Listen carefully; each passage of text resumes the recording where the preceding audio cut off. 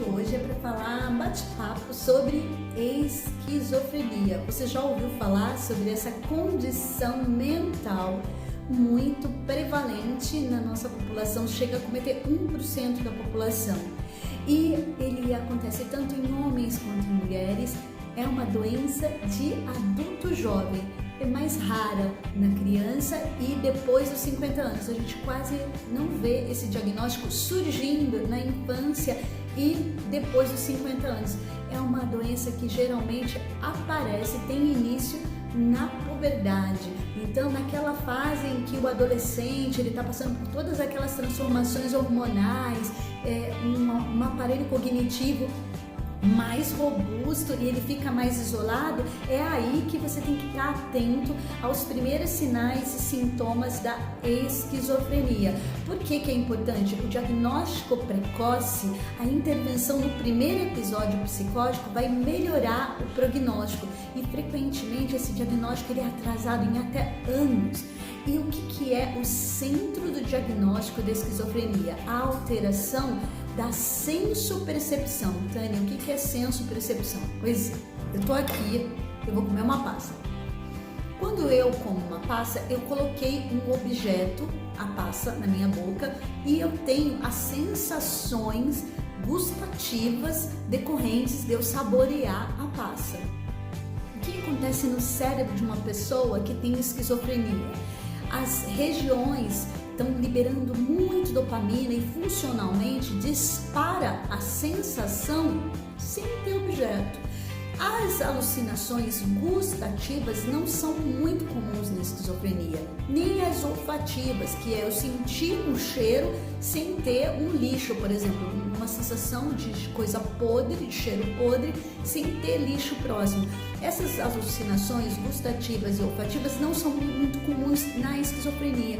As mais comuns são as auditivas e as visuais, ou seja, a pessoa escuta vozes sem estar um estímulo sonoro. Então ela escuta geralmente vozes que comentam entre si e que falam da pessoa. Elas ficam conversando, falando mal da pessoa ou ameaçando, dizendo que vão fazer coisas ruins com a pessoa. Em decorrência disso, ela fica super brava, irritada, assustada, pode ter comportamentos imotivados, comportamentos sem sentido, agressivos com seus familiares ou com outras pessoas em decorrência dessa experiência extremamente sofrida de ouvir pessoas o tempo todo com muita nitidez falando nos ouvidos dela. E ela não tem crítica, porque ela ouve como vocês estão ouvindo a minha voz. Então é uma experiência nítida, real para quem sofre. Da mesma maneira, a outra característica central do que ocorre na esquizofrenia é o distúrbio do pensamento. E o que acontece? A pessoa tem o que a gente chama de delírios. Delírios são crenças bizarras, geralmente, na esquizofrenia, crenças que são irremovíveis. Então a pessoa, por exemplo, ela pode passar a acreditar um homem que ele é Napoleão Bonaparte. Era um delírio muito frequente na antiguidade. Hoje a gente tem outros delírios, delírios de grandiosidade ou delírio de que inseriram um chip na cabeça da pessoa e que ela está sendo monitorada por satélite, ou um delírio de que tem um grupo religioso xiita correndo atrás da pessoa para exterminá-la e ela está aqui e não tem nenhuma fundamentação de realidade que contextualize com aquilo. Então geralmente o delírio ele tem às vezes uma base no contexto da pessoa, no sistema de crenças da pessoa, e ela pode ter delírios ou persecutórios ou religiosos, místicos e de outras naturezas. Mas essas duas são as características centrais, as alterações de senso-percepção e as alterações do pensamento com a presença de delírios. Em decorrência disso, a pessoa ela tem desorganização do sono, do comportamento, do apetite, secundário a essas duas alterações.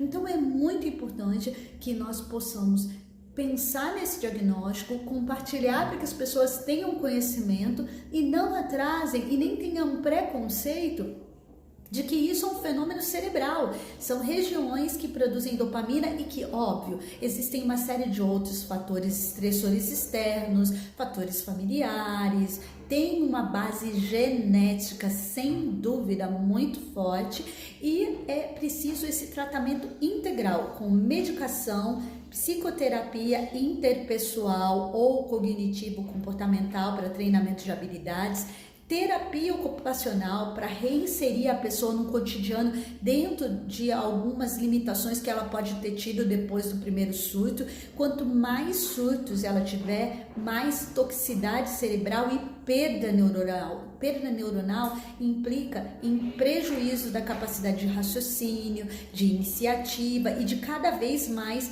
isolamento social, retraimento que acontece na doença cronicamente. Então, fiquem ligados, compartilhem esse conteúdo para que mais pessoas reconheçam e não tenham preconceito em tratar adequadamente a esquizofrenia. Se você gostou, deixe seu comentário, compartilha e vai me visitar lá no Instagram Saúde Mental Integral e no Spotify no Cuica na Cuca.